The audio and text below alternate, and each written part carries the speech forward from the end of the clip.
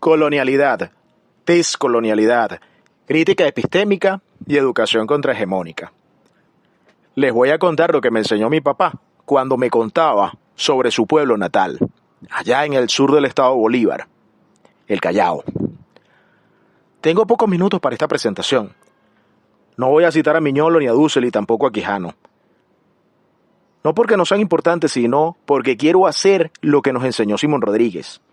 No imitar, sino inventar, crear. O mejor, como dijo José Martí, injértese en nuestras repúblicas del mundo, pero el tronco ha de ser el de nuestras repúblicas. No quiero fingir neutralidad. La madrugada del 3 de enero yo estaba en Caracas. Yo vi los bombardeos estadounidenses. Eso también es colonialidad, pero con bombas. Mi crítica es contra el intento de uniformidad cultural en Venezuela. Pretenden que todos seamos europeos, que la llaneridad sea la única identidad nacional. Pero ya va. Guayana es mina, oro, hierro y mujer. Oriente es mar. Los Andes son páramo. El Zulia es lago y petróleo. Ese mismo petróleo que ya ustedes saben quién vino a buscarlo. ¿Por qué tenemos que ser todos iguales? La diversidad en la cultura es mucho más sabrosa. Por eso no voy a hablar de teorías abstractas, voy a hablar de lo que mi papá me enseñó sobre su pueblo natal, el Callao. Yo nací y crecí en Ciudad Bolívar. Solo estuve en el Callao en una ocasión por el velorio de mi tío José Elías. Pero esa memoria heredada es mi archivo, mi documento. Es mi prueba. Es la historia de mi familia, pero también es la historia de nuestro país. El Callao no fue fundado, no tiene acta de fundación con cruz y espada española. El Callao se pobló por etapas y ese origen ya es un acto decolonial. Primero estuvieron las misiones franciscanas de Nueva Providencia, que más que fundar, sembraron una semilla que la selva casi se tragó. Luego, según dice la leyenda, un solitario minero que se encontraba en Bombao se adentró en esas mismas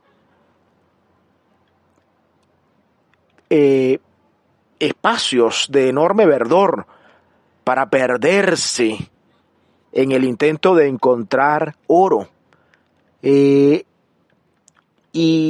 era ese el secreto que buscaba, su beta, su pedacito de Yuruari. No se lo decía a nadie, porque el precioso tesoro que le brindaba el río podría estar en peligro. Y así fue.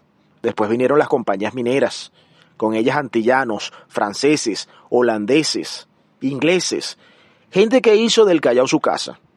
Pero cuando te hablen de los negros del Callao, no pienses que eran esclavos.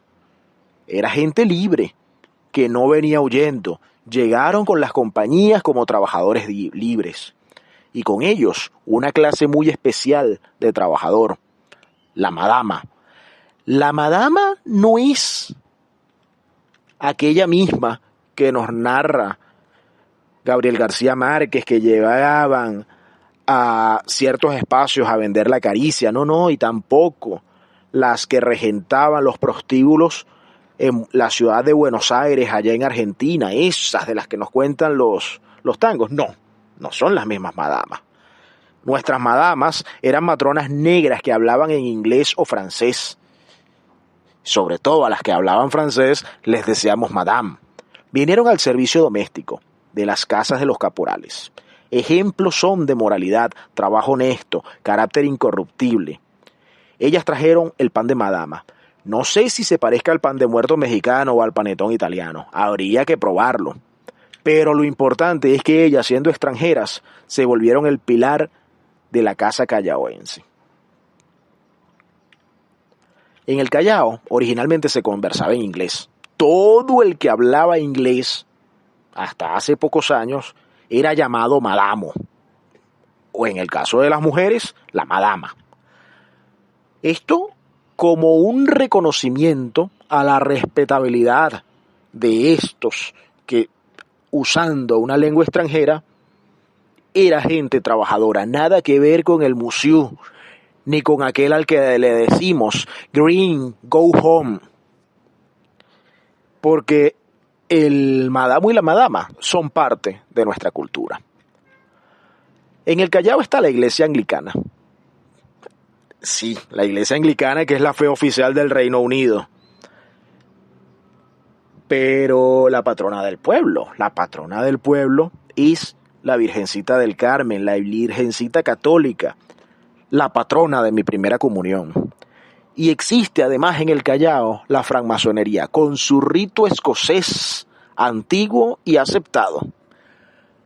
También es escocés. 3 mundos, un solo pueblo, pero eso es el Callao. Entonces la resistencia no llegó con un libro de teoría, llegó al golpe de tambor, pero también con el golpe al balón del fútbol. Ya les voy a contar de qué me hablaba mi papá sobre esto. El Callao sabe a Maví, sabe al fermento del limón con el jengibre, al ginger beer inglés o al ginjavier, como le decimos en Guayana. Huele a pan de madama recién horneado, suena a calipso, tocado con 4 Bombay Caicó, y también suena a protesta. Cuentan que uno de los primeros calipsos era el Bloody Mandón. Y es que los mineros, otra leyenda nos cuenta que después de tanto calipso entre alegría y dolor ante la explotación obrera, gritaban Bloody Mandon y que muera, fuera el amo explotador. Ese Bloody Mandon no es solo una canción de marineros ingleses de allá de mediados del siglo XIX. Es un grito que protestó contra el maltrato laboral en las minas de galerías. Pero hoy también protesta contra el agresor estadounidense, contra el invasor imperial, contra la insolente planta de la bota del extranjero. Es la misma tonada, pero hoy la cantamos contra otro tirano, que casualmente también habla en inglés. Entonces, jugaron al fútbol. Sí, en el Callao también. A mediados del siglo XIX se jugó al fútbol, muy temprano. En honor a la Virgencita del Carmen se jugó el primer torneo internacional. Eran trabajadores de las compañías mineras. No existía la FIFA cuando en el Callao se jugó el primer mundial de fútbol. El Callao también es carnaval. Diablos dorados del Yuruari que bailan por las calles. El medio pinto que al amanecer corre cubierto de negro humo y papelón. Eso es folclor para turistas, pero también es una identidad que resiste. Y aquí llegó, entre tantos manifiestos de la identidad, el de una mujer muy especial, a quien presento ante todos ustedes. La señora Lucía Isadora Agnes, la madrina de mi papá, la negra Isidora.